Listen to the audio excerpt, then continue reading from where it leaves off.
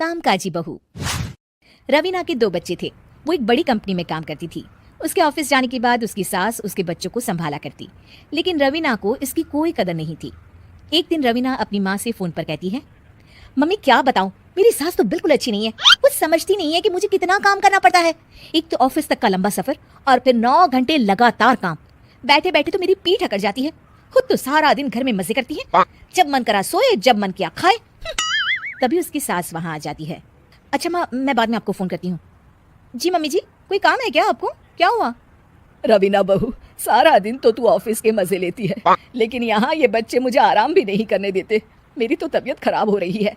तो आपको लगता है कि मैं दफ्तर में मौज करती हूँ? आपको क्या समझाऊं, छोड़िए। माँ, काम करना भी जरूरी है। मजबूरी नहीं होती तो मैं खुद ही अपने बच्चों को देख लेती। अब आज तो छुट्टी है ना, आज तो कम से कम घर का काम कर ले। बहू काम शुरू करती है। बच्चे के साथ काम करना उसके लिए असंभव हो जाता है।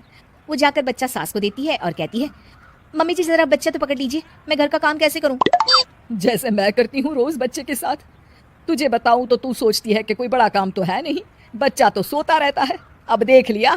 खैर, बस मैं यही तुझे समझाना चाहती थी। ला, बच्चा मुझे दे और काम कर। बहू मुंह बनाकर वहां से चली जाती है। वो मन में सोचती है, बात तो सही है, बच्चे के साथ घर का काम करना असंभव है। वो किसी तरह काम करती है और अगले दिन ऑफिस के लिए निकल जाती है।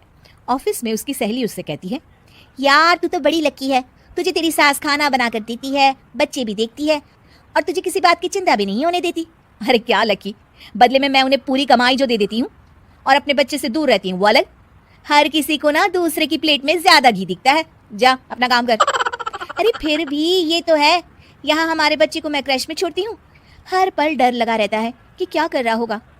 खैर चल, मुझे क्या।